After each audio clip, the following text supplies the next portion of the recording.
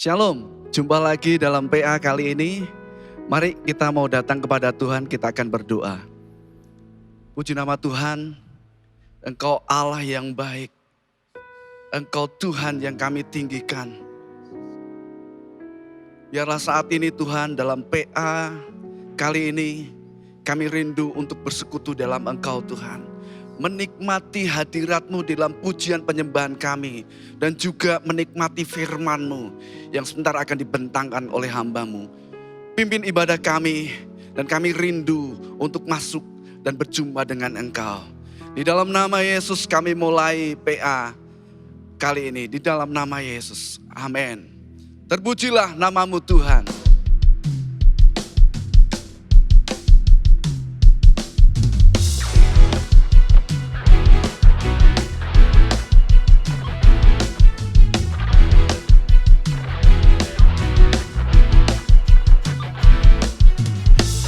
Terpujilah nama-Mu Tuhan, kuat dan penuh kemuliaan. Satu suara kami nyatakan, kebesaran-Mu tetap selamanya.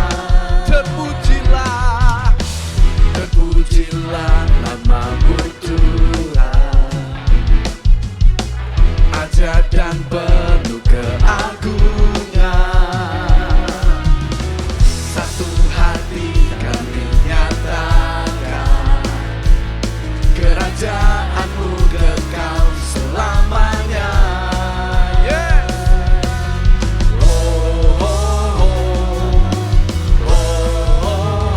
Engkaulah Raja atas dunia, yang menghancurkan kutuk dan membebaskan jiwa. Kami bersorak, bertepuk tangan. Engkau Tuhan percaya dan memerintah untuk selamanya. Yes. Terpujilah nama-Mu Tuhan, kuat dan penuh kemuliaan. Satu suara kami nyatakan, ya Tuhan, kerajaan-Mu tetap selamanya. Terpujilah, terpujilah nama-Mu Tuhan, ajaib dan penuh keagungan. Satu hati kami nyatakan, haleluya, kerajaan-Mu kekal selamanya. Yes Tuhan.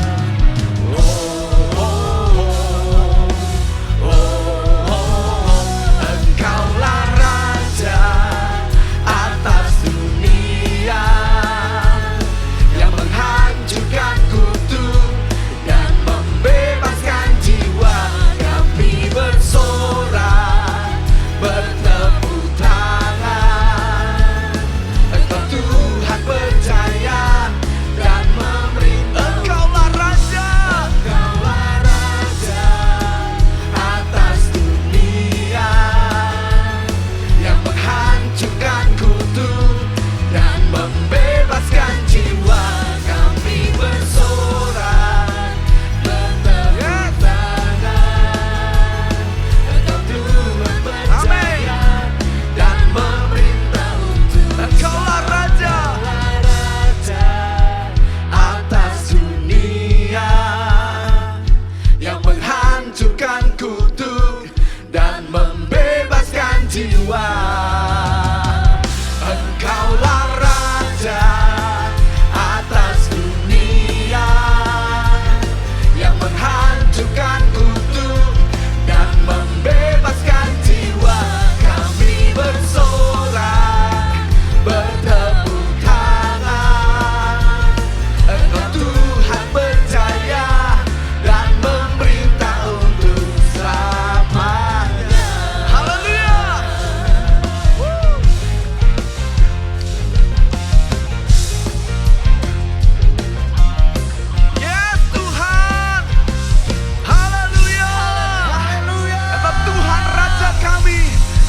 memimpin hidup kami.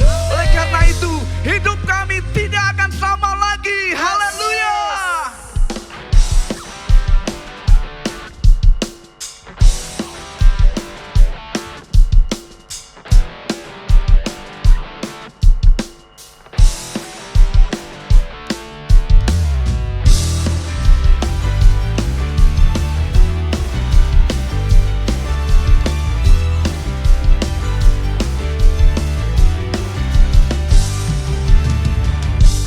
Kaulah satu-satunya sumber dari segalanya. Kau kebenaran Tuhan, Kau kebenaran yang selalu ku pegang. Kau keyakinanku untuk bersinar terang. Yesus Tuhanku yang berkuasa atasku, hidupku takkan sama. Ku tahu sungguh anugerah-Mu bagiku, hidupku takkan sama.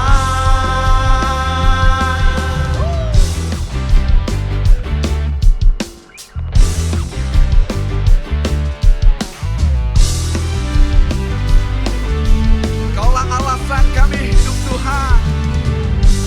Kaulah satu-satunya Dan Kau sumber kami. sumber dari segalanya. Yes Tuhan, Kau kebenaran kami. Kau kebenaran yang selalu ku pegang. Kau keyakinanku untuk bersinar terang. Yesus Tuhanku yang berkuasa atasku, hidupku takkan sama. Ku tahu sungguh anugerah-Mu bagiku, hidupku takkan sama. Yesus Tuhanku yang berkuasa atasku, hidupku takkan sama. Ku tahu sungguh anugerah-Mu bagiku, hidupku takkan sama. Yes.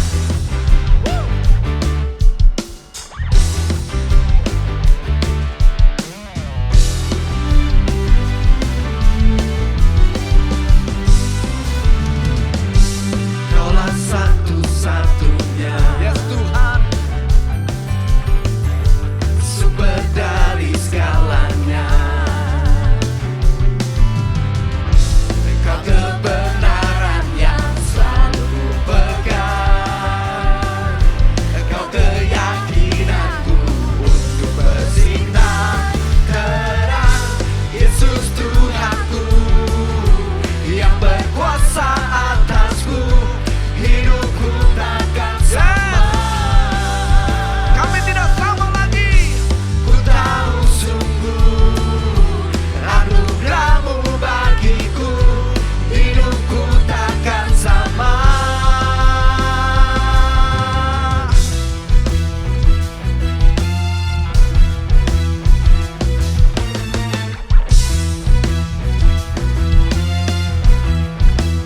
Biarlah Kau menjadi alasan kami Tuhan. Kaulah alasan untuk ku hidup, hanya menyenangkan-Mu. Kaulah alasan Tuhan. Kaulah alasan untuk ku hidup, hanya menyenangkan-Mu. Kaulah alasan untuk ku hidup, hanya menyenangkan-Mu.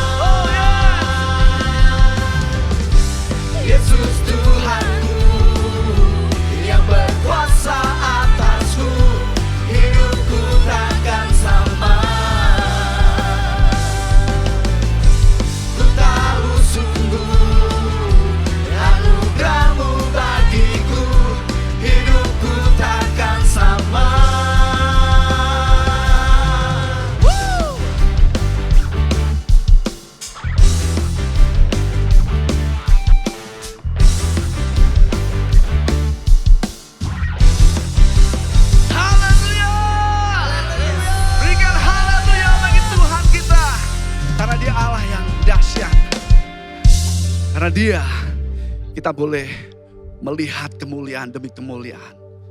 Biarlah kita serahkan hidup kita, dan firman-Nya akan membuat kita semakin hari semakin menjadi orang yang cemerlang. Yes Tuhan.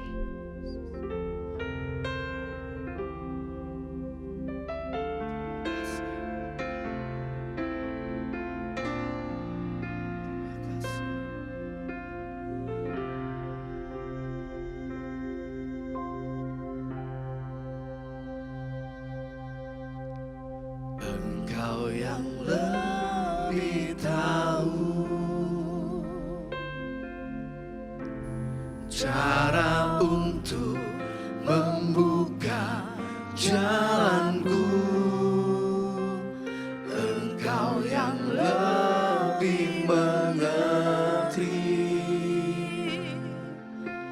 cara untuk menolong hidupku.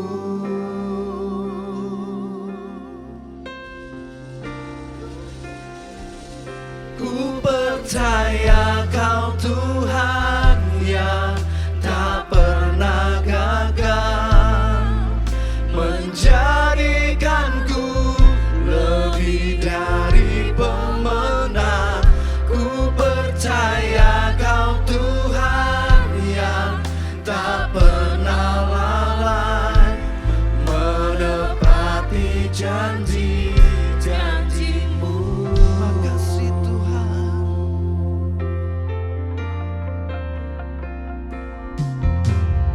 Engkau yang lebih tahu cara untuk membuka jalanku. Engkau yang lebih mengerti cara untuk menolong hidupku. Ku percaya Kau Tuhan yang tak pernah gagal, menjadikanku oh yes Tuhan, lebih dari pemenang. Percaya Kau Tuhan yang tak pernah lalai, menepati janji-janji-Mu. Ku percaya Kau Tuhan yang tak pernah gagal, menjadikanku lebih dari pemenang. Ku percaya Kau Tuhan yang tak pernah lalai, menepati janji-janji-Mu. Mungkin di antara kita mengalami kegagalan demi kegagalan. Tapi satu hal yang perlu kita ingat, jangan pernah takut, karena Tuhan selalu ada. Yang perlu kita lakukan, kita mau nurut apa yang Tuhan mau. Biarlah kehendaknya jadi dalam hidup kita, dan hidup kita akan diberkati makin hari, makin hari. Oleh karena itu mari serahkan hidup kita kepada Tuhan. Biarlah kita percaya Tuhan yang akan memberikan kekuatan kepada kita. Yes Tuhan. Oh yes Tuhan. Ku percaya Kau Tuhan yang tak pernah gagal, menjadikanku lebih dari pemenang. Ku percaya Kau Tuhan yang tak pernah lalai, menepati janji-janji-Mu. Ku percaya Kau Tuhan yang tak pernah gagal, menjadikanku lebih dari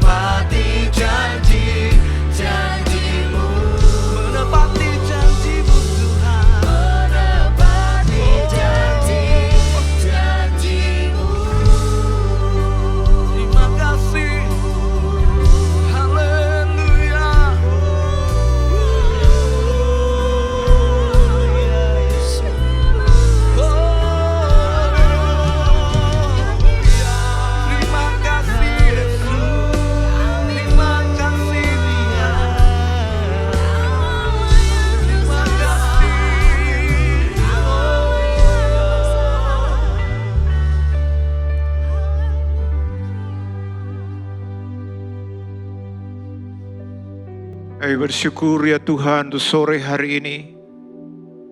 Kami kembali boleh ada di dalam ibadah. Untuk kami belajar kebenaran firman-Mu. Kami sudah memuji dan memuliakan Engkau. Dan sebentar kami akan belajar sebagai seorang murid. Roh Kudus ajar kami. Buka hati pikiran kami. Supaya kami makin mengerti, bahkan bertumbuh dalam pengenalan akan Kau ya Tuhan. Kuasai hamba-Mu yang Kau pakai untuk menjelaskan kebenaran firman-Mu. Juga setiap kami jemaat Tuhan, baik kami yang di gereja maupun di mana kami saat ini sedang mengikuti ibadah secara online. Terima kasih Bapa. Di dalam nama Tuhan Yesus kami berdoa. Amin. Shalom. Kita masih belajar terus tentang Injil Yohanes dengan judul Yesus adalah Allah dan manusia sejati. Doa saya kiranya kita makin bukan hanya memiliki pengetahuan, pengertian, tapi kita makin bertumbuh dalam pengenalan akan Tuhan kita yang bukan hanya manusia istimewa sejati, tapi Dia juga adalah Allah sejati. Puji Tuhan, saudara-saudara. Sore ini firman Tuhan atau PA saya beri judul Keturunan Ular Beludak. Saudara, nanti kita akan belajar bagaimana ini adalah sebuah judul yang sangat penting untuk kita perhatikan dalam kaitannya dengan pemahaman Alkitab. Tujuan daripada PA kita adalah supaya setiap kita itu jangan mengikut Tuhan seperti orang Farisi. Jangan mengikut Tuhan seperti orang Farisi. Kita akan baca di dalam Yohanes pasal 3 ayat 1 dan 2. Demikian firman Tuhan. Adalah seorang Farisi yang bernama Nikodemus, seorang pemimpin agama Yahudi. Ia datang pada waktu malam kepada Yesus dan berkata, "Rabi, kami tahu bahwa Engkau datang sebagai guru yang diutus Allah. Sebab tidak ada seorang pun yang dapat mengadakan tanda-tanda yang Engkau adakan itu, jika Allah tidak menyertainya." Saudara dikasih Tuhan, di dalam pasal 3 Injil Yohanes, dikatakan dalam ayat 1, adalah seorang Farisi yang bernama Nikodemus, seorang pemimpin agama Yahudi. Kita belajar tentang seorang Farisi yang bernama Nikodemus. Nikodemus bukan hanya seorang Farisi, tapi dikatakan pemimpin agama Yahudi. Namun Nikodemus berbeda dengan pada umumnya orang Farisi. Di dalam ayat 2 dikatakan ia datang pada waktu malam kepada Yesus dan berkata, "Rabi, kami tahu bahwa Engkau datang sebagai guru yang diutus Allah." Saudara dikasih Tuhan,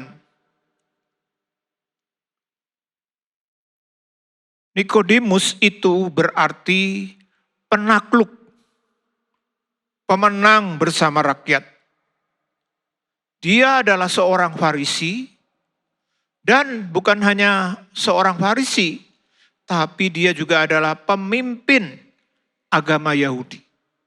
Jadi ini sebuah kedudukan, bahkan Tuhan Yesus juga mengatakan dalam ayat 10, Yesus berkata atau Tuhan Yesus berkata, dia sebagai pengajar Israel. Jelas sekali, Nikodemus memiliki status, jabatan dan kedudukan yang tinggi sekaligus terhormat.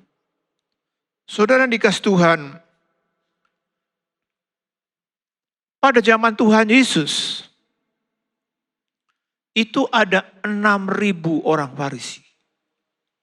Jadi andai kata masyarakat waktu itu jumlahnya mungkin 100.000 kira-kira misalnya. Berarti ini sebuah angka yang sangat kecil persentasinya. Artinya kalau seorang menjadi Farisi, ahli Taurat, itu sebuah kelompok yang istimewa. Dan inilah yang terjadi dengan Nikodemus. Dia salah satu dari 6.000. Tapi bukan itu saja saudara-saudara. Tadi kita baca juga dikatakan pemimpin agama Yahudi. Dan kalau kita pelajari pemimpin agama Yahudi atau sering disebut Sanhedrin, itu jumlahnya adalah 70 orang. Berarti saudara-saudara, Nikodemus ini bukan hanya orang yang terpilih istimewa, tapi sangat-sangat istimewa. Menjadi orang Farisi saja itu istimewa, apalagi Farisi ditambah menjadi salah satu pemimpin agama yang hanya 70. Saudara yang dikasih Tuhan, itulah yang terjadi. Dan kita tahu dalam kehidupan Tuhan Yesus terutama, baik dari Injil Matius, Markus, Lukas, Yohanes, itu orang-orang Farisi sangat punya peran yang besar. Kalau kita pelajari di dalam Alkitab, khususnya Injil, ada begitu banyak pembahasan tentang yang namanya orang-orang Farisi. Nah, kita akan belajar sore ini, siapa sebenarnya orang-orang Farisi itu. Kata Farisi itu berasal dari bahasa Ibrani, perusim. Ini dari kata perus yang berarti penjelasan. Jadi kata Farisi itu berarti adalah orang yang menjelaskan. Itu arti katanya. Dan kalau kita pelajari memang kaum Farisi itu digambarkan sebagai pengamat dan penegak hukum Taurat yang sangat teliti. Mereka adalah orang yang suka mencari dan memperhatikan bahkan hal-hal yang sangat kecil yang tentunya berkaitan dengan agama, berkaitan dengan Taurat.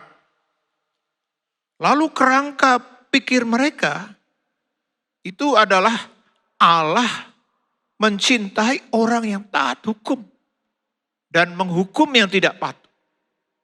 Ini pemikiran mereka, konsep mereka.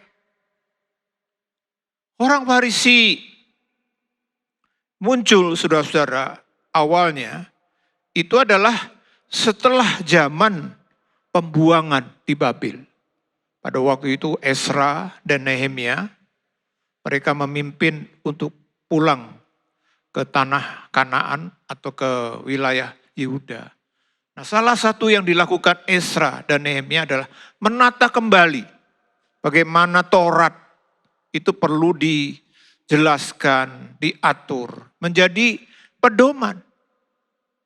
Orang Yahudi atau suku Yehuda khususnya, mereka mengalami penjajahan atau dibuang 70 tahun. Meskipun mereka mungkin masih taat akan Taurat mereka, tapi pasti tidak seteratur yang seharusnya. Nah, inilah yang dilakukan Ezra. Mereka, Ezra dan Nehemia mengatur bagaimana Taurat ini bisa ditegakkan dengan baik, sehingga perlu dijelaskan, perlu ditafsirkan, supaya menjadi relevan. Sehingga pemikiran dasar orang Farisi itu juga demikian. Berakar dari zaman Ezra dan Nehemia. Kita tahu misalnya Ezra dan Nehemia menguraikan secara terperinci, lalu menafsirkan hukum-hukum yang tidak tertulis. Mereka misalnya menentang atau melarang perkawinan campuran. Lalu juga Nehemia memperlakukan sabat, aturan yang seperti apa. Lalu juga persembahan persepuluhan. Nah, saudara-saudara, sebenarnya kalau dari akar sejarahnya, orang Farisi itu adalah kumpulan orang-orang yang saleh dan taat hukum Taurat dengan benar. Namun harus diakui dalam perkembangannya, karena pemerintahan juga, mereka mulai masuk ke area politik, kekuasaan. Akhirnya timbul penyimpangan dalam kehidupan beragama orang-orang Farisi.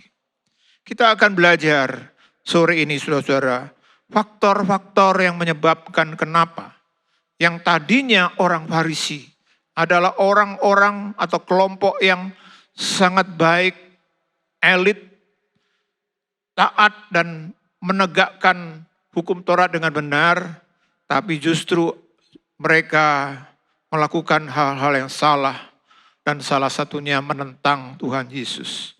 Saudara, kita lihat di dalam Matius 3 ayat 7 sampai 10. Tetapi waktu ia melihat banyak orang Farisi dan orang Saduki datang untuk dibaptis, berkatalah ia kepada mereka, "Hai kamu keturunan ular beludak, siapakah yang mengatakan kepada kamu bahwa kamu dapat melarikan diri dari murka yang akan datang? Jadi hasilkanlah buah yang sesuai dengan pertobatan, dan janganlah mengira bahwa kamu dapat berkata dalam hatimu, Abraham adalah bapa kami. Karena aku berkata kepadamu, Allah dapat menjadikan anak-anak bagi Abraham dari batu-batu ini. Kapak sudah tersedia pada akar pohon, dan setiap pohon yang tidak menghasilkan buah yang baik pasti ditebang dan dibuang ke dalam api." Saudara, orang-orang Farisi dikatakan kalau kita baca dalam ayat yang ke-7 dikatakan, ia melihat banyak orang Farisi dan Saduki datang untuk dibaptis. Bukankah baptisan itu hal yang penting? Bapak Ibu, saudara-saudara yang sudah mungkin ke gereja sekian lama tapi belum dibaptis, saya dorong untuk melakukan baptisan. Karena ini merupakan tanda iman, tanda ketaatan awal untuk kita masuk menjadi pengikut Tuhan. Seperti halnya dengan orang Farisi ini. Orang-orang Farisi banyak dikatakan ikut baptisan yang dilakukan oleh Yohanes Pembaptis. Dan itu adalah hal yang baik untuk membuktikan mereka dalam hal beragama, dalam hal mengikut agama mereka itu mau sungguh-sungguh. Tapi rupanya Yohanes tahu, bahkan dikatakan waktu mereka dibaptis pun Yohanes menegur mereka, dikatakan, "Hai kamu keturunan ular beludak." Kenapa saudara-saudara orang-orang Farisi disebut keturunan ular beludak? Padahal mau baptis. Dibaptis. Karena nanti kita akan lihat selanjutnya. Tapi yang pertama adalah ini Bapak Ibu. Kalau kita baca dalam ayat 8 dikatakan, jadi hasilkanlah buah yang sesuai dengan pertobatan. Orang-orang Farisi mereka masuk dalam agama. Mau taat, bahkan termasuk di dalamnya baptis. Tapi ini yang terjadi. Mereka baptis, tapi hidupnya tidak bertobat. Makanya dalam ayat 10 dikatakan, kapak sudah tersedia pada akar pohon. Dan setiap pohon yang tidak menghasilkan buah yang baik, pasti ditebang dan dibuang ke dalam api. Kadang-kadang ada orang berpikir begini, wah saya pasti selamat, saya pasti masuk surga, saya sudah beragama Kristen. Buktinya saya sudah dibaptis. Bapak Ibu, baptisan itu adalah awal.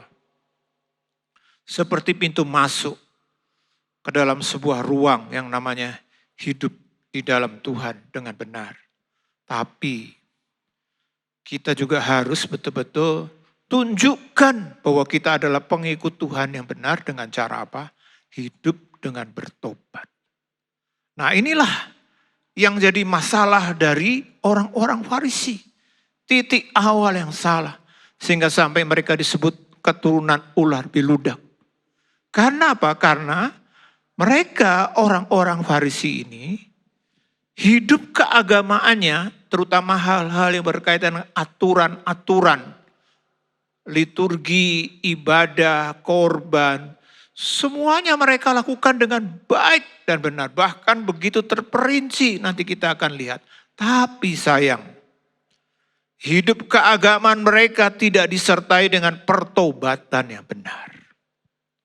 Saudara yang dikasihi Tuhan, kita sebagai orang Kristen harus betul-betul seimbang.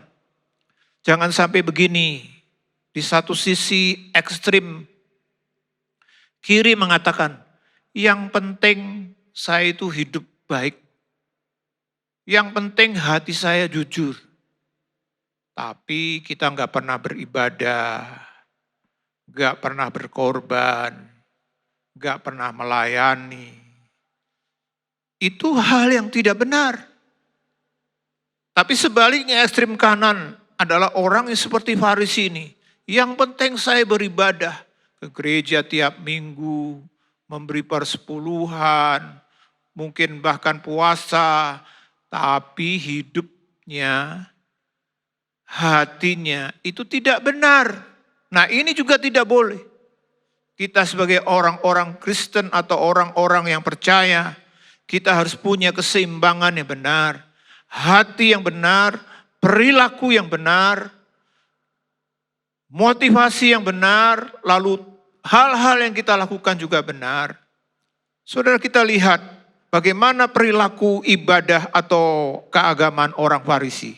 Di dalam Lukas 18 ayat 11 dan 12 dikatakan, Orang Farisi itu berdiri dan berdoa dalam hatinya begini, "Ya Allah, aku mengucap syukur kepadamu, karena aku tidak sama seperti semua orang lain, bukan perampok, bukan orang lalim, bukan pezina, dan bukan juga seperti pemungut cukai ini. Aku berpuasa 2 kali seminggu, aku memberikan 1/10 dan segala penghasilanku." Juga dalam Lukas 5 ayat 33 dikatakan, Orang-orang Farisi itu berkata pula kepada Yesus, "Murid-murid Yohanes sering berpuasa dan sembahyang, demikian juga murid-murid orang Farisi, tetapi murid-muridmu makan dan minum." Saudara, bagi hal-hal ibadah itu dijalankan oleh orang Farisi dengan baik dan benar. Dikatakan dia menyebut, aku bukan perampok, hidupnya tentu tidak berbuat jahat.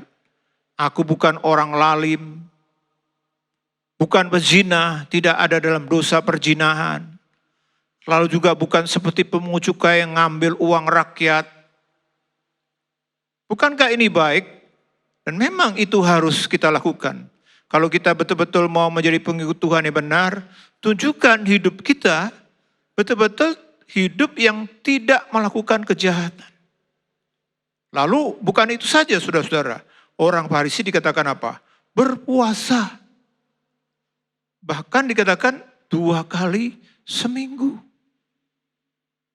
Bagaimana Bapak Ibu, kita sebagai orang percaya, apakah kita melakukan ibadah puasa?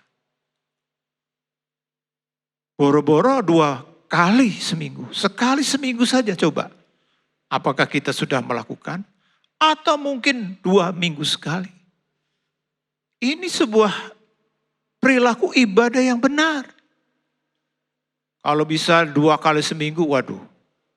Bukankah ini satu ibadah yang luar biasa? Saya kira jarang. Bahkan sampai sekarang pun ada orang Kristen yang punya cara ibadah puasa 2 kali seminggu. Lalu apalagi dikatakan? Memberi persepuluhan. Puasa, sembahyang, lalu memberi persepuluhan. Sekarang ini kan ada tren pengajaran, ada yang mengatakan tidak perlu, atau begini, atau begitu. Kita tidak tahu. Tapi sebenarnya yang bisa dipertanyakan oleh diri kita masing-masing, kenapa kita tidak memberi persepuluhan? Apakah karena itu kebenaran yang kita yakini?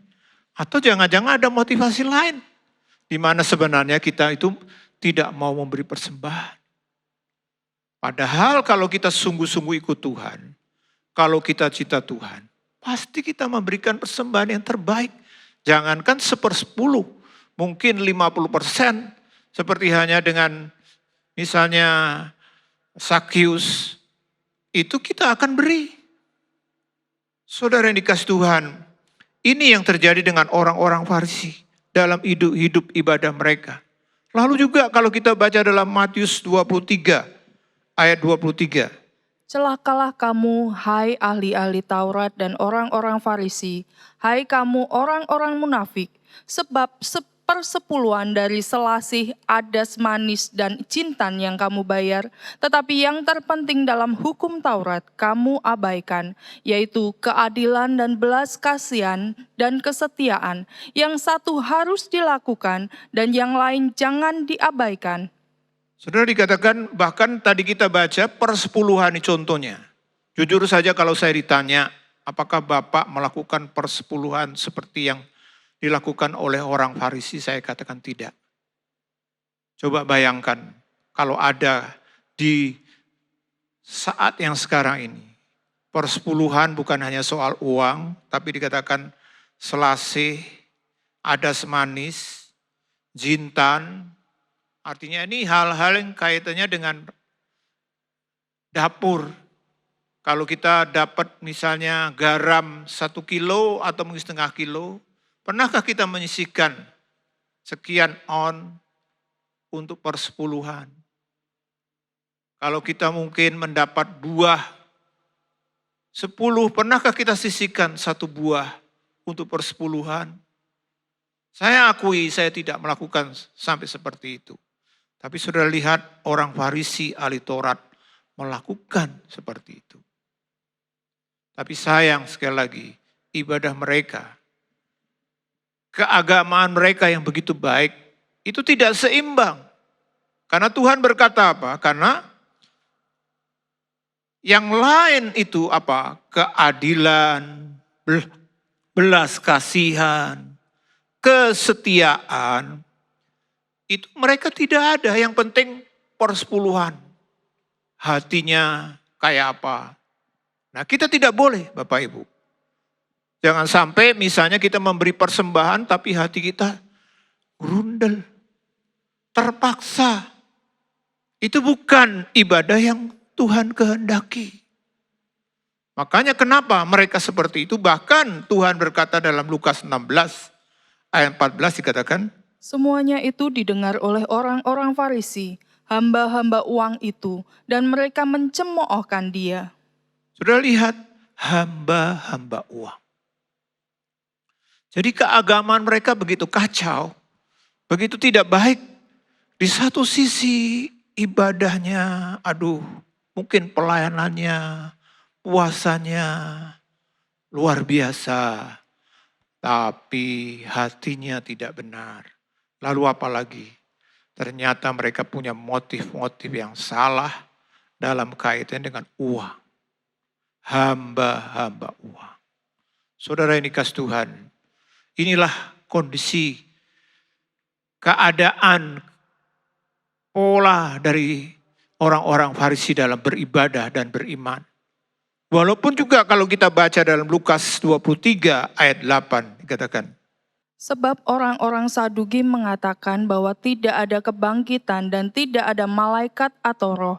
Tetapi orang-orang Farisi mengakui kedua-duanya. ya, orang Farisi ini dalam hal pengharapan benar. Karena apa? Karena mereka percaya kebangkitan orang-orang mati. Mereka menantikan nanti Tuhan akan datang dan akan membangkitkan. Saudara, ini adalah kondisi bagaimana keadaan iman, ibadah mereka. Lalu juga kalau kita baca dalam Matius 23 ayat 15. Celakalah kamu, hai ahli-ahli Taurat dan orang-orang Farisi, hai kamu orang-orang munafik, sebab kamu mengarungi lautan dan menjelajah daratan untuk mentobatkan satu orang saja menjadi penganut agamamu. Dan sesudah ia bertobat, kamu menjadikan dia orang neraka, yang 2 kali lebih jahat daripada kamu sendiri. Sudah lihat, Tuhan bilang celaka kamu. Kenapa? Di satu sisi suka memberitakan Taurat. Bahkan mereka dikatakan apa? Begitu luar biasa kamu mengarungi lautan, menjelajah daratan untuk apa? 1 orang saja. Nah, kalau sekarang kita didorong apa? Memberitakan Injil. Membawa jiwa-jiwa. Bagaimana Bapak Ibu, saudara-saudara kita sebagai orang percaya, sudahkah kita memberitakan Injil? Tapi orang Farisi ini di satu sisi suka memberitakan Taurat supaya banyak orang masuk. Di lain kesempatan dikatakan Tuhan bilang kamu ini justru membuat orang yang harusnya sudah selamat malah tidak selamat. Dengan berbagai macam aturan yang sebenarnya tidak perlu. Beban yang begitu berat. Makanya Tuhan berkata dalam Matius 23 ayat 28 dikatakan. Demikian jugalah kamu di sebelah luar kamu tampaknya benar di mata orang, tetapi di sebelah dalam kamu penuh kemunafikan dan kedurjanaan. Kalau kita bisa simpulkan saudara-saudara garis besarnya kira-kira inilah model dari keagamaan orang Farisi. Dalam ibadah misalnya mereka tidak berbuat jahat. Lalu berpuasa 2 kali seminggu. Kemudian memberi persepuluhan. Kemudian memiliki pengharapan akan kebangkitan orang mati. Memberitakan Taurat keselamatan. Hidup nampak benar. Saudara, ini hal-hal yang sifatnya mereka lakukan. Bukankah ini adalah hal yang baik? Kita sebagai orang Kristen, kita perlu cek juga. Apakah kita sudah dalam beribadah melakukan hal-hal yang seperti dilakukan orang Farisi? Ini benar. Pada umumnya tidak berbuat jahat. Tadi dikatakan tidak berzina, tidak berbuat jahat, tidak seperti pemungut cukai yang makan atau ambil uang. Hidup ibadah kita harus kita cek. Kita tidak boleh berbuat jahat. Lalu puasa dikatakan bagaimana kita sudah berpuasa karena itu salah satu ibadah yang Tuhan suka. Kalau kita nggak bisa seminggu sekali, coba kembangkan kita puasa sebulan sekali mungkin. Supaya sesekali kita mengerti karena apa? Karena puasa memang Tuhan kehendaki. Apalagi kalau kita bisa seperti pemungut cukai orang Farisi ini. Berpuasa 2 kali seminggu. Memberi persepuluhan. Mungkin ada yang bilang, wah saya nggak mau perpuluhan. Oke lah, kalau Bapak Ibu mau memberi lebih. Karena prinsip persepuluhan adalah di mana kita ingin memberi persembahan yang terbaik kepada Tuhan. Kita mengutamakan Tuhan. Jadi kalau Bapak Ibu tidak mau perpuluhan atau persepuluhan, 20% itu jauh lebih bagus. Atau seperti Sakyus 50%. Atau seperti janda miskin, semuanya itu jauh lebih bagus. Tapi ibadah tidak bisa dilepaskan dari korban. Dan salah satunya adalah harta. Kadang-kadang ada orang bilang begini, saya enggak memberi persembahan Pak, yang penting saya rajin pelayanan. Yang penting saya rajin ke gereja. Benar enggak? Saudara yang tahu sendiri. Karena firman Tuhan mengatakan begini. Di mana ada hartamu, di situ juga hatimu. Jadi kenapa sebagai orang percaya kita perlu memberi persembahan? Salah satunya harta kita. Karena harta itu identik atau hati kita. Di mana harta kita, di situ hati kita. Jadi kalau kita nggak pernah memberi persembahan, atau yang lain bilang saya nggak punya uang Pak. Saudara, Tuhan Yesus mengajar tentang persembahan yang dijadikan contoh siapa? Janda yang miskin yang nggak punya duit. Tapi meskipun nggak punya duit, dia memberi persembahan. Jadi sebenarnya memberi persembahan, hidup berkorban, itu harus menjadi gaya hidup orang percaya. Oke lah, seperti hanya dengan anak-anak waktu dia masih bayi, mungkin dia nggak bisa memberi, ditolong, dilayani. Tapi masa 5 tahun, oke, masih dilayani. 10 tahun, 20 tahun masih terus minta terus. Nah ini masalah Bapak Ibu. Kita sebagai orang percaya harus betul-betul berubah. Menjadi orang yang suka memberi persembahan. Lalu kita juga memiliki pengharapan akan kedatangan Tuhan. Akan kebangkitan orang mati. Tuhan akan datang, di mana kita akan diangkat, di mana kita akan masuk dalam pengalaman kebangkitan kedua, kita bersama dengan Kristus. Ini harus menjadi pengharapan kita. Dan ini justru menjadi orientasi daripada ibadah kita sebagai orang percaya. Lalu kita juga harus suka bersaksi. Memberitakan Injil keselamatan. Karena ini memang kehendak Tuhan bagi kita. Hidup, bersikap, berperilaku benar. Tapi sayangnya saudara-saudara, ini. Orang Farisi kenapa disebut ular beludak? Karena kelihatannya baik. Waduh, ibadahnya luar biasa. Tapi ternyata sikapnya tidak mencerminkan. Makanya tadi Yohanes Pembaptis mengatakan kamu harus bertobat. Mereka itu kelihatannya nggak berbuat jahat memang, tapi sombong. Kalau kita baca ayatnya, aku nggak seperti pemungut cukai. Aku bukan ini, aku tidak berbuat jahat. Tapi Tuhan bilang orang seperti itu tidak akan pernah dibenarkan. Kenapa? Sombong. Lalu apa? Tidak adil. Tidak berbelas kasihan. Juga tidak setia. Lalu hamba uang ternyata. Bahkan menghalangi orang masuk surga. Munafik, durjana. Saudara yang dikasih Tuhan, inilah model kehidupan orang Farisi. Nah, saudara yang dikasih Tuhan, kenapa ini bisa terjadi? Selain tadi karena orang Farisi itu tidak bertobat, tapi mereka tidak pernah bertumbuh dalam pengenalan akan Tuhan dengan benar. Ini kuncinya. Kalau kita baca dalam Matius 23 ayat 16 dan 17. Celakalah kamu, hai pemimpin-pemimpin buta, yang berkata bersumpah demi bait suci. Sumpah itu tidak sah, tetapi bersumpah demi emas bait suci, sumpah itu mengikat.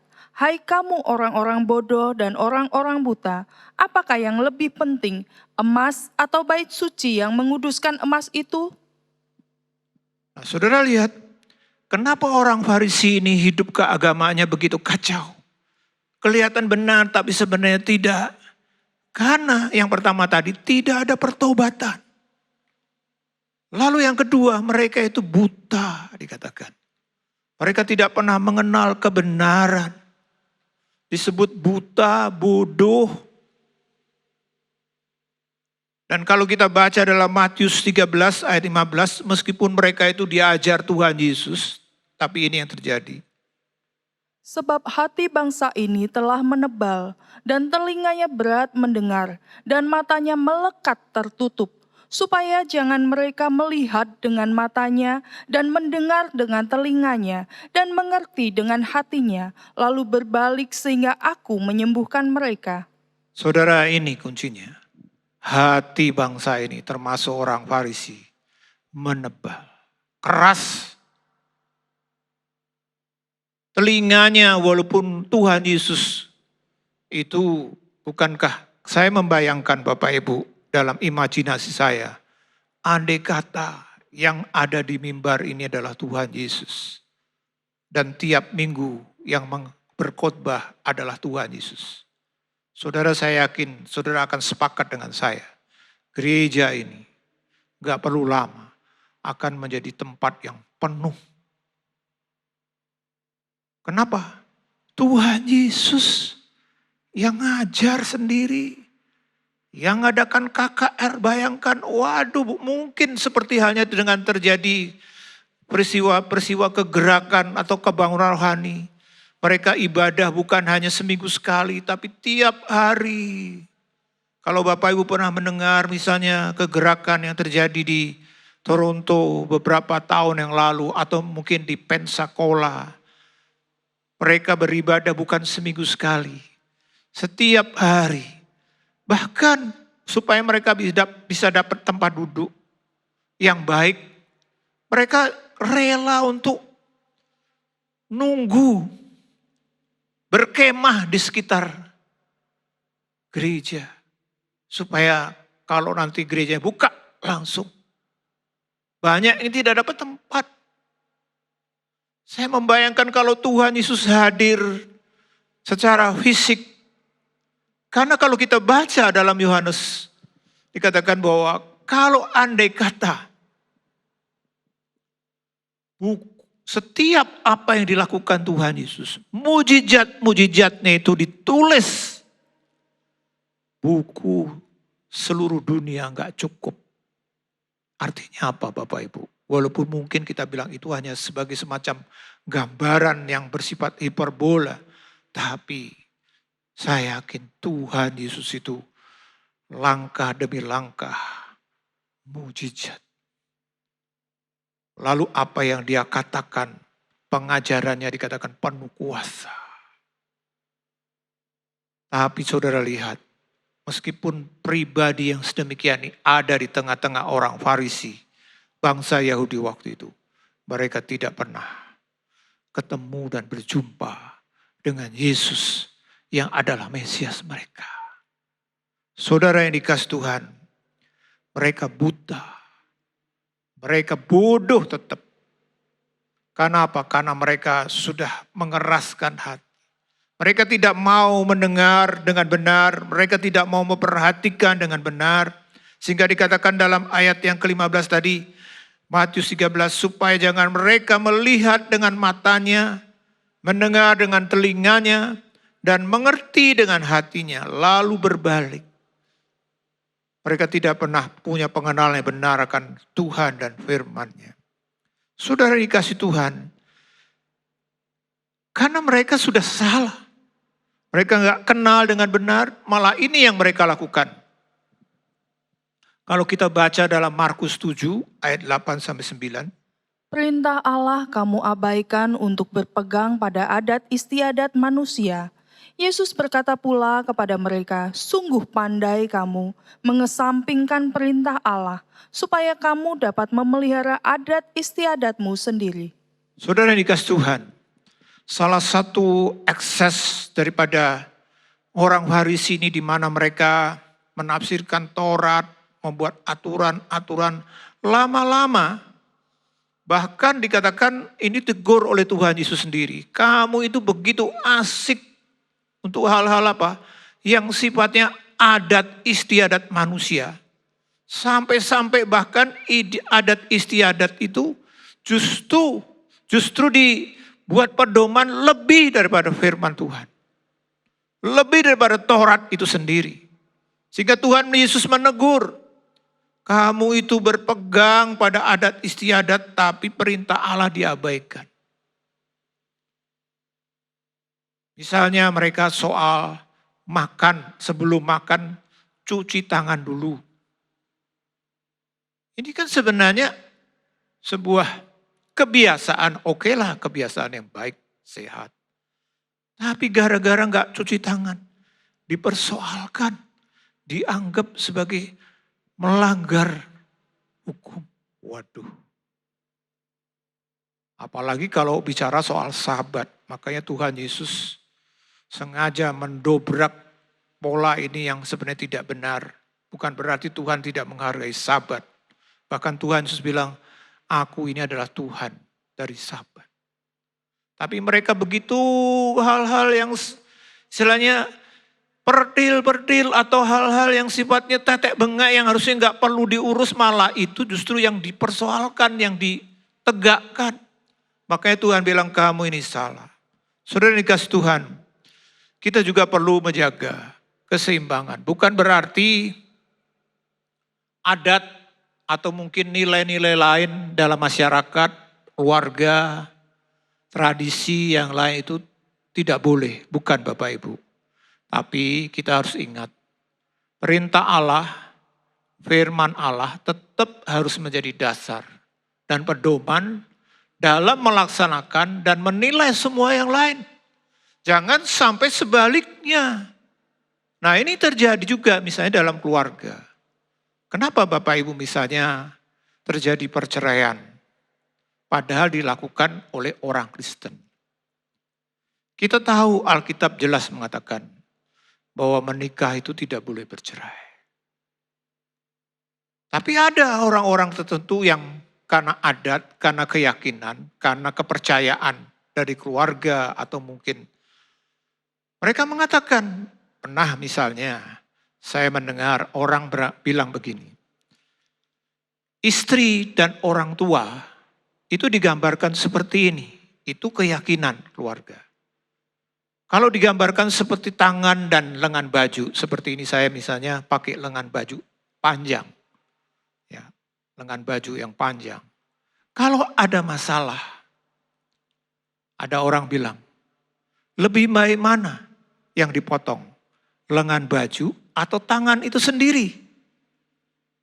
Ya jelas kan tangan itu nggak mungkin dipotong. Kalau lengan baju, misalnya lengan baju saya panjang ini, saya potong, walaupun mungkin tidak terlalu bagus, masih tidak masalah. Lalu orang itu bilang, bagi kami, istri itu seperti lengan baju. Orang tua, ayah ibu itu seperti lengan tangan. Jadi kalau ada masalah, problem, lebih baik yang dipotong lengan baju. Jadi perceraian itu hal yang tidak apa-apa. Asal keluarga inti atau ayah, ibu, keluarga itu bisa dipertahankan, tetap harmonis baik. Bukankah ini sebuah keyakinan? Tapi bagaimana?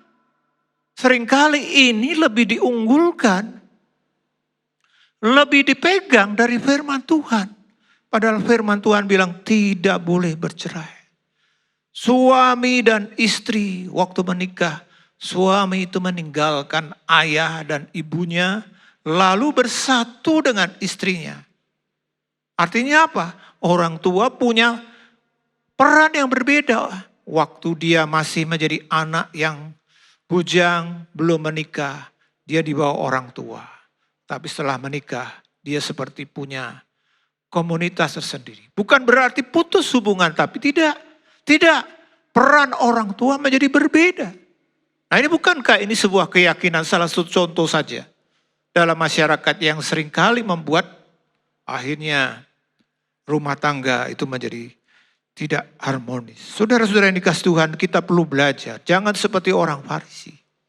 Di mana oke lah, bukan berarti sekali lagi ada tradisi atau mungkin kebiasaan atau mungkin nilai-nilai yang ada dalam masyarakat muncul, tapi jangan sampai itu semua menabrak atau menyalahi firman Tuhan. Firman Tuhan itu harus menjadi pedoman. Nah ini kesalahan yang fatal yang terjadi dengan orang-orang Farisi waktu itu. Dan Tuhan tegur, Tuhan sengaja tabrak semuanya itu. Tapi mereka justru tidak suka. Saudara dikasih Tuhan. Dan orang Farisi ini sendiri juga bukan hanya sekedar menekankan hal seperti ini. Mereka itu betul-betul munafik seperti ular beludak. Kenapa? Karena mereka itu ingin dipuja. Ingin kelihatan baik. Dalam Matius 23 ayat 5-7 dikatakan. Semua pekerjaan yang mereka lakukan hanya dimaksudkan supaya dilihat orang. Mereka memakai tali sembahyang yang lebar dan jumbai yang panjang. Mereka suka duduk di tempat terhormat dan dalam perjamuan dan di tempat terdepan di rumah ibadat. Mereka suka menerima penghormatan di pasar dan suka dipanggil rabi. Lalu juga dalam Lukas 16 ayat 15.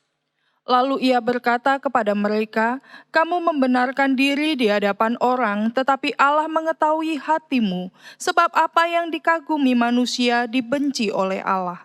Sudah lihat ibadah yang harusnya menjadi sebuah cara hidup atau perilaku yang hubungan kita dengan Tuhan. Tapi orang Farisi tidak seperti itu. Dia doa, tapi di pasar-pasar. Bahkan dikatakan mereka pakai tali sembayang yang lebar. Tujuannya apa? Wah. Jadi mereka itu punya kebiasaan supaya dilihat orang. Wah hebat, orang Farisi begini. Tuhan bilang kamu ini membenarkan diri di hadapan manusia. Allah mengetahui. Saudara yang dikasih Tuhan, saya tertarik waktu merenungkan ini atau mempersiapkan ini tentang kenapa di sini disebut supaya dilihat orang dalam ayat 5, mereka memakai tali sembayang. Tali sembayang yang lebar. Doa itu mereka pakai tali sembayang lebar. Kalau ini betul-betul dihayati sebenarnya luar biasa kebenarannya. Tapi bagi orang Farisi hanya untuk melihat, wah kelihatan kalau pakai tali sembayang itu mereka lihat, wah ini orang ini sedang doa. Tapi doanya di pinggir jalan di mana? Hanya untuk kelihatan, padahal sebenarnya nilai atau kebenaran tentang tali sembayang ini luar biasa. Saudara-saudara, ini gambarnya tali sembayang itu adalah orang Yahudi itu punya kebiasaan ada semacam kotak kecil, di dalamnya ada ayat-ayat ya. Orang Farisi itu memakai tali sembayang lebar, jubah yang panjang. Tali sembayang itu adalah kotak kulit kecil. Nah itu gambarnya seperti kotak itu. Berisi kitab suci, di mana orang-orang Yahudi kenakan di dahi dan lengan kiri mereka. Yang satu jenis itu sekitar 2,5 cm lebarnya. Tapi juga ada yang lebih sedikit lebar. Ya. Nah ini model tali sembayang. Jadi mereka kalau sembayang sekaligus juga mereka ikatkan itu di dahi tangan kanan. Ada yang 3/4 cm juga memiliki satu ruang. Saudara yang dikasih Tuhan, kalau kita lihat istilah tali sembayang itu berarti sebenarnya melindungi atau bisa disebut jimat juga. Dua kata lain yang terkait dengan kotak-kotak ini adalah tefilin yang berarti doa. Nah ini dikatakan lambang dalam Ulangan 6 lalu Ulangan 11. Jadi kalau mereka itu sedang doa, mereka pakai ini. Jadi tujuannya apa Bapak Ibu sebenarnya? Mereka pakai tali sembayang ini. Supaya waktu mereka doa, doa itu membuat mereka akhirnya betul-betul mempraktekkan setiap firman. Makanya Tuhan Yesus kan berkata dalam Matius 6 ayat 5 dan 6 demikian. Dan apabila kamu berdoa, janganlah berdoa seperti orang munafik. Mereka suka mengucapkan doanya dengan berdiri dalam rumah-rumah ibadat dan pada tikungan-tikungan jalan raya, supaya mereka dilihat orang. Aku berkata kepadamu, sesungguhnya mereka sudah mendapat upahnya. Tetapi jika engkau berdoa, masuklah ke dalam kamarmu, tutuplah pintu dan berdoalah kepada Bapamu yang ada di tempat tersembunyi. Maka Bapamu yang melihat yang tersembunyi akan membalasnya kepadamu. Jadi mereka itu sebenarnya kenapa kalau doa pakai tali sembayang tadi yang ada kotak di dalamnya adalah ayat-ayat yang menjadi simbol firman atau Taurat bagi mereka. Tujuannya adalah sebenarnya waktu mereka doa. Makanya Tuhan kan bilang kamu kalau berdoa jangan seperti mereka. Munafik hanya doa di sana, doa sana. Padahal, tapi pakai tadi itu tali sembahyang kan sepertinya orang tahu, oh ini sedang berdoa.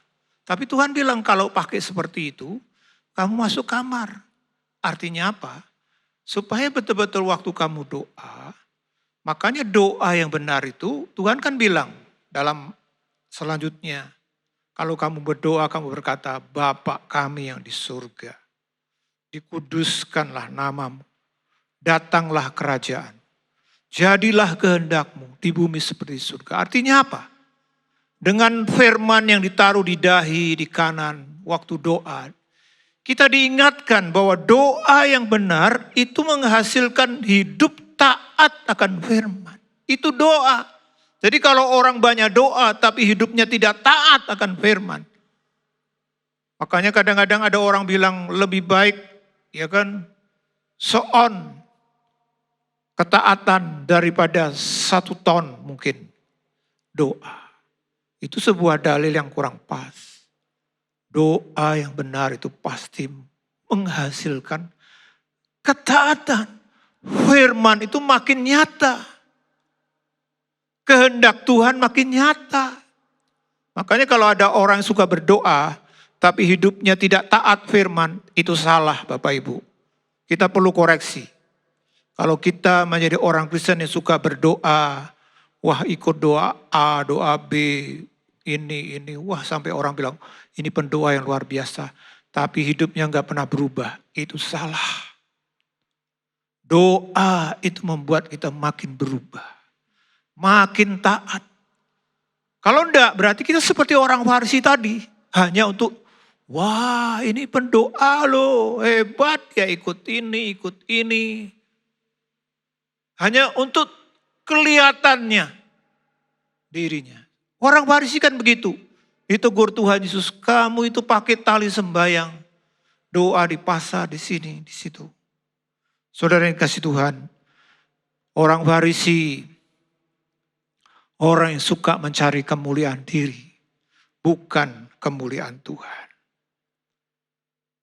Sehingga doa pun yang seharusnya menjadi saat di mana mereka mencari kehendak Tuhan, hidup dalam firman. Makanya waktu doa, saudara yang dikasih Tuhan, kita jangan hanya sekedar doa, terutama saat teduh misalnya. Bapak Ibu doa, renungkan firman, supaya firman itu kita doakan, lalu kita lakukan. Nah kalau orang Farisi tidak, liturgi doa dijalankan, konser doa dijalankan, tapi tujuannya, wah supaya hebat. Bukan kemuliaan Tuhan, kemuliaan dirinya sendiri. Makanya Tuhan bilang apa kepada mereka? Kamu ini ular biludak. Matius 23 ayat 33 dikatakan. Hai kamu ular-ular, hai kamu keturunan ular beludak, bagaimanakah mungkin kamu dapat meluputkan diri dari hukuman neraka? Sudah lihat, ini dikatakan Tuhan Yesus. Tadi waktu ayat awal kita baca dari Matius pasal 3, Yohanes Pembaptis juga mengucapkan, kamu ini keturunan ular beludak. 2 kali Yohanes menyebut, lalu Tuhan Yesus juga menegur mereka. Saudara dikasih Tuhan, kenapa ular beludak ini disebut, saudara? Ular beludak itu adalah binatang reptil yang memiliki racun yang mematikan pada giginya. Biasanya ular beludak ini mencari mangsa pada malam hari. Ular jenis ini sering bergelung dan menunggu di pasir.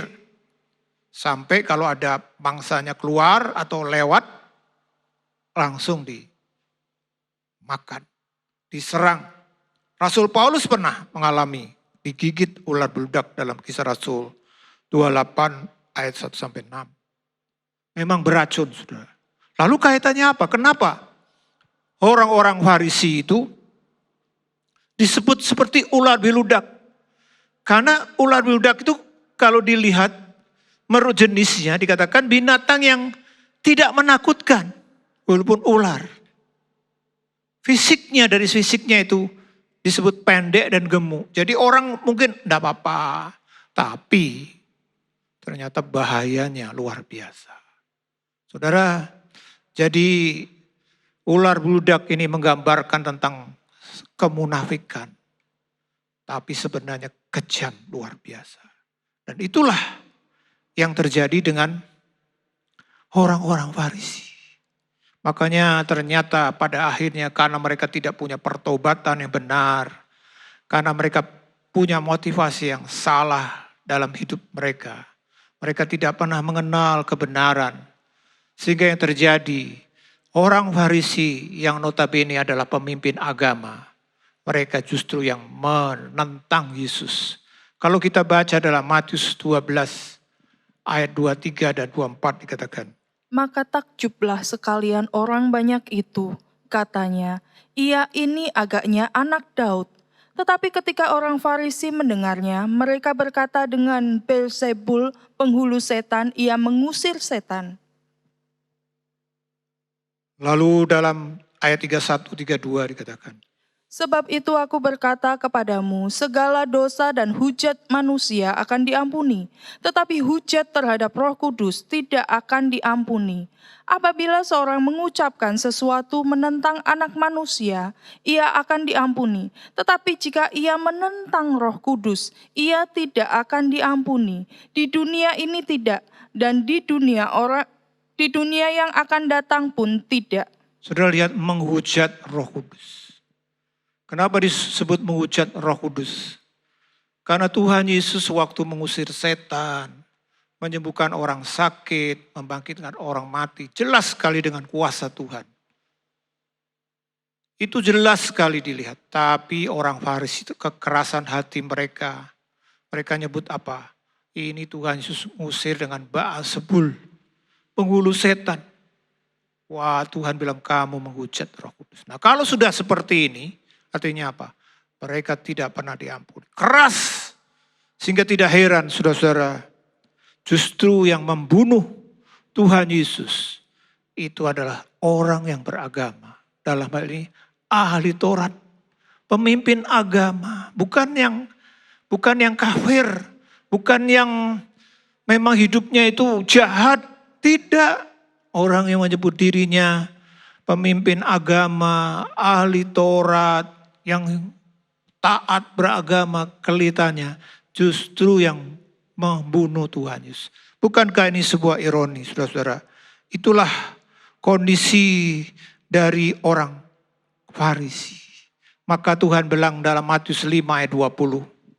Maka aku berkata kepadamu, jika hidup keagamaanmu tidak benar, tidak lebih benar daripada hidup keagamaan ahli-ahli Taurat dan orang-orang Farisi, sesungguhnya kamu tidak akan masuk ke dalam kerajaan surga. Iya, Tuhan bilang kalau hidup keagamamu enggak lebih benar dari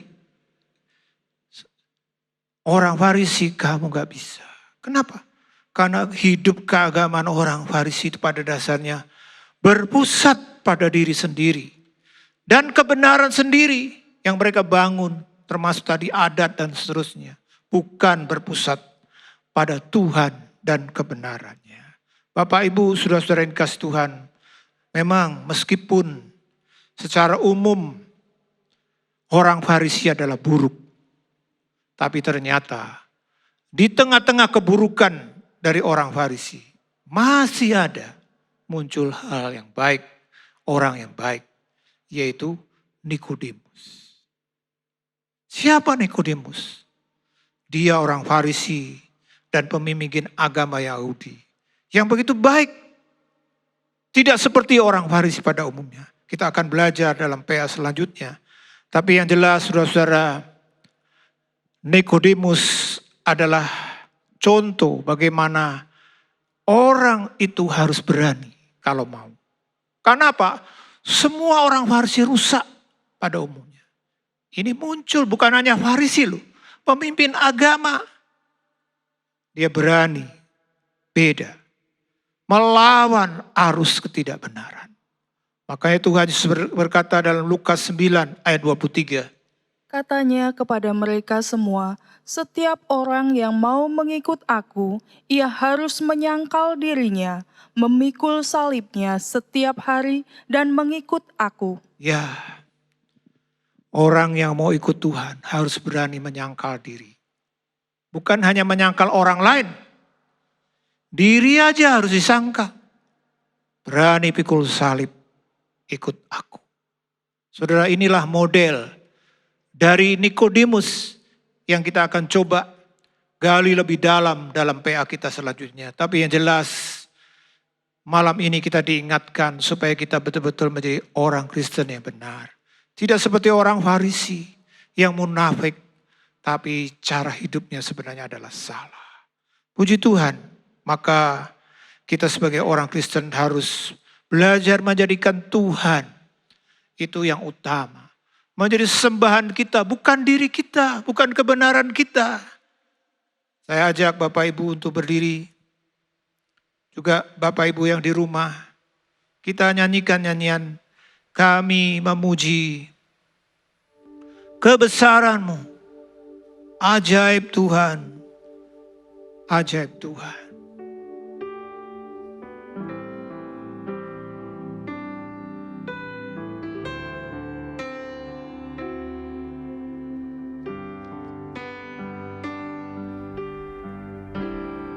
Kami memuji Kita puji Dia. kebesaran-Mu. Oh haleluya. Ajaib Tuhan, Ajaib Tuhan. ajaib Tuhan. Kami memuji kebesaran-Mu. Kami memuji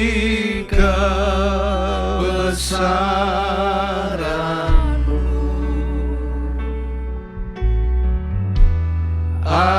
Ajaib Tuhan, ajaib Tuhan. Kami memuji. Kami memuji. Biar kita puji Dia. Kita hidup untuk Dia. Oh haleluya. Ajaib Tuhan, Kita mau sembah Dia dengan benar. ajaib Tuhan. Oh haleluya. Kami memuji kebesaran-Mu. Ajaib Tuhan,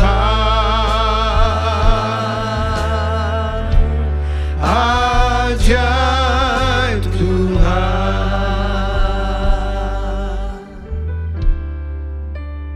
Bapak Ibu, janganlah pengikutan kita kepada Tuhan seperti orang Farisi. Artinya kita harus terus bertobat dengan benar. Bertumbuh dalam pengenalan akan Tuhan dan firman-Nya. Dan itu salah satunya kita lakukan dengan doa. Lalu jaga supaya kita tidak terikat dengan hal-hal yang salah. Cinta uang, cinta diri, lebih memuliakan diri daripada memuliakan Tuhan. Biar kita terus beribadah, kita terus hidup mengikut Dia dengan cara menjadikan Tuhan utama. Sesembahan kita, bukan diri kita, bukan hidup kita.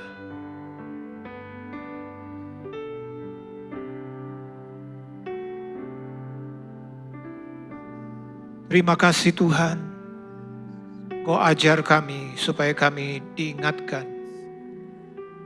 Tidak menjadi seperti orang Farisi pada umumnya. Supaya hidup kami berkenan kepada Tuhan. Hidup kami memuliakan Tuhan, bukan memuliakan diri. Hidup kami memperkenan Tuhan. Tolong setiap kami Tuhan. Kalau ada hal-hal yang salah dalam hidup ibadah kami, dalam pengikutan kami, Tuhan tolong. Terima kasih Kau berkati kami semua yang sudah beribadah pada sore malam hari ini. Dan sekarang kita angkat tangan kita untuk menerima berkat-Nya. Saudaraku yang dikasihi Tuhan, terimalah berkat di dalam kasih karunia Tuhan Yesus Kristus. Kasih Allah Bapa dan dengan persekutuan Roh Kudus, biarlah menyertai saudara semua mulai malam hari ini, bahkan sampai Maranatha, Tuhan Yesus datang kedua kali menjemput kita semua. Haleluya. Amin. Isilah hidup kita dengan menyenangkan hati Tuhan. Sungguh anugerah Tuhan kalau kita masih boleh hidup. Menjadi bijaksana adalah awal dari takut akan Tuhan. Gunakan waktu. Mari kita takut akan Tuhan. Bergabunglah dengan Pendeta Timotius Subekti dalam program Suara Alfa Omega. Hanya di Live Channel. Penyaluran kolekte maupun persembahan lainnya dapat dilakukan melalui transfer ke nomor rekening gereja dengan nomor 009 707 2071 atas nama Megawati dan Lee Irwande atau dengan scan QR Code berikut ini. Bagi jemaat Tuhan yang rindu mendapatkan informasi seputar kegiatan gereja, renungan harian, dan lain-lain melalui WhatsApp gereja, Anda dapat mendaftar dengan cara ketik BC spasi on dan mengirimkan ke WA gereja dengan nomor 0815 7802 2000.